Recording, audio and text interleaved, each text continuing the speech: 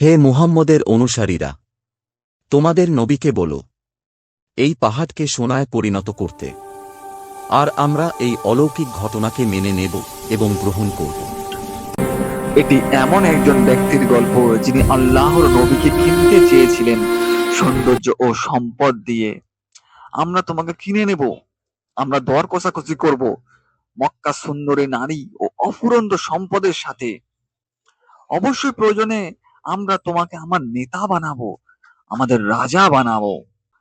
এটি সেই রাতের গল্প যখন এক ঈশ্বরবাদ ও বহু ঈশ্বরবাদকে একত্রিত করার চেষ্টা করা হয়েছিল। ধন্য মোহাম্মদ, তোমার বাণী আমাদের সকলের হৃদয়ে আলোকিত করেছে। হ্যাঁ, তুমি আমাদের সকলকে সঠিক পথ দেখিয়েছো। আর সেই কারণে আজ আমরা তোমার জন্য একটি প্রস্তাব নিয়ে এসেছি, একটি আপোষ।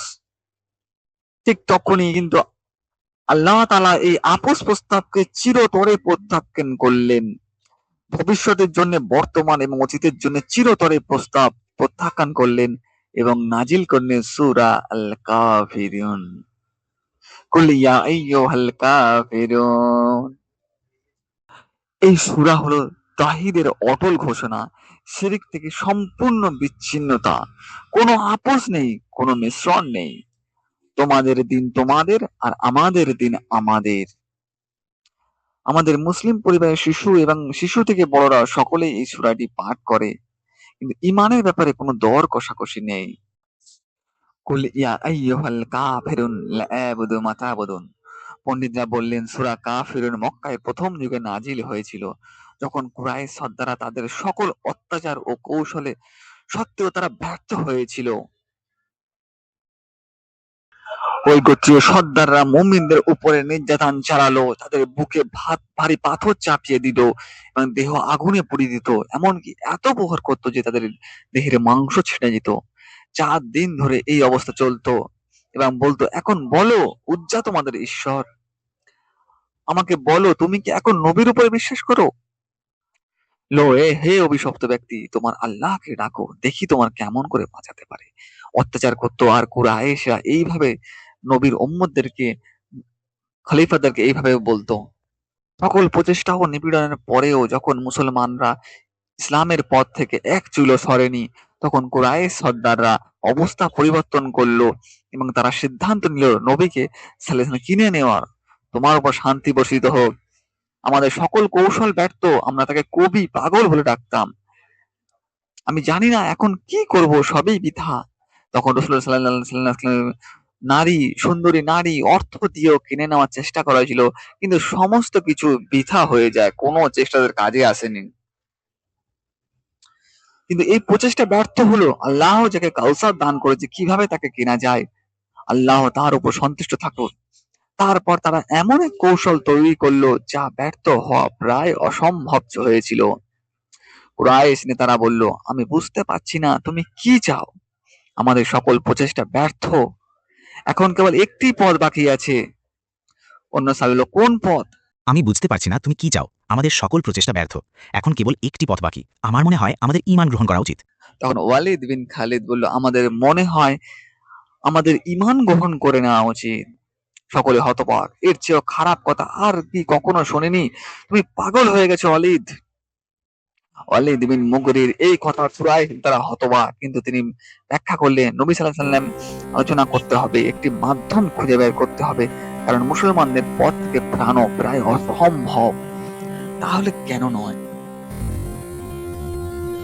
আর তখনই আল্লাহ তাআলা নাজিল করলেন সূরা আল কাফিরুন, ওয়াহিদের অটল ঘোষণা,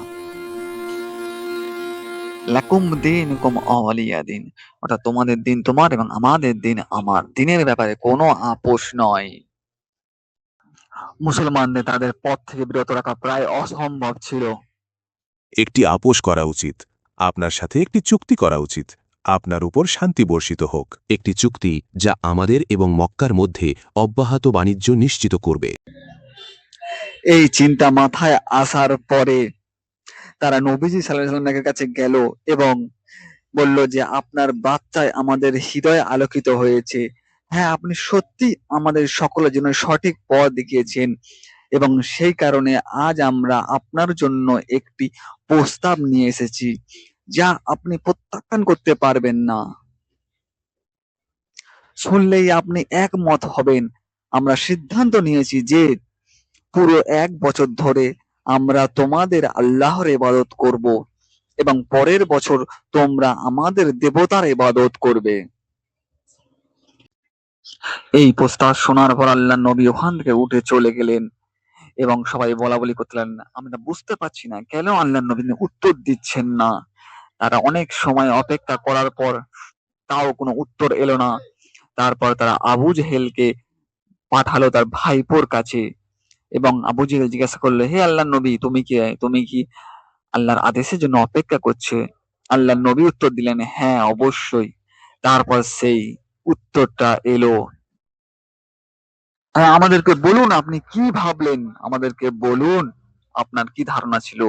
আল্লাহর নবী তাদেরকে আল্লাহর সেই উত্তরটি আদেশ করেছিল, তাদেরকে দিতে বলেছিলেন। এই উত্তরটি ছিল সূরা কাফিরুন। তখন চারিদিকে হইচই পড়ে গেল। নবীজি সাল্লাল্লাহু আলাইহি সাল্লাম সর্দারদের কাফের ঘোষণা করতেছে। কি বলুন হে নবী, তার উপর শান্তি বর্ষিত হোক। হে কাফেররা, তোমরা যে মূর্তিগুলো পূজা করো আমি তা পূজা করি না। লাকুম দীনুকুম ওয়ালিয়া দিন, তোমাদের ধর্ম তোমার, আমার ধর্ম আমার। এই উত্তর শুনে এই মক্কার সমস্ত সর্দারেরা ক্ষিপ্ত হয়ে গেল। তারা দাঁতে দাঁত কামড়াতে থাকলো এবং নবীজিকে মারার জন্য উদ্যত হলো। সবাই চিৎকার চেঁচামেচি করতে থাকলো। দেখা যাক কতদিন তোমার এই ধারণা থাকে এবং তুমি কিভাবে ভালো থাকো। এটা কোনো উত্তর নয়। এটা হলো আমাদের বড়দের উপর একটা মুখের উপর তুমি চড় মেরেছো। হ্যাঁ তুমি চড় মেরেছো সকল অবিশ্বাসীদের মুখে, একত্ববাদী সাহারের মুখে, যাকে কিয়ামত পর্যন্ত ছুঁড়ে ফেলা যাবে না। হ্যাঁ এটা ছিল সূরা কাফিরুন নাজিলের সেই গল্প। মক্কার সর্দারদের শেষ আশাও ধ্বংস হয়ে গেল। আর তারা বুঝতে পারছিল না যে নবী সাল্লাল্লাহু আলাইহি সাল্লাম তার পথ থেকে বিচ্যুত হবে না এবং পরে তাদের অত্যাচার ক্রমশ বাড়তে থাকে এবং তুমি এবং তোমার অনুসারী সব বয়কট করা হবে। এবং তাই বন্ধুরা, কাফের বলার আগে অবশ্যই চিন্তা করবেন, কাউকে সহজে কাফের বলবেন না। আর এই ভিডিওটা যদি অবশ্যই ভালো লেগে থাকে অবশ্যই লাইক এবং সাবস্ক্রাইব করবেন। কারণ এই ভিডিওটা আপনারা দেখলেন যে সূরা কাফিরুন কিভাবে অবতীর্ণ হয়েছিল এবং তার সময়। আসসালামু আলাইকুম ওয়া আলাইকুম আসসালাম ওয়া রাহমাতুল্লাহি ওয়া বারাকাতুহু।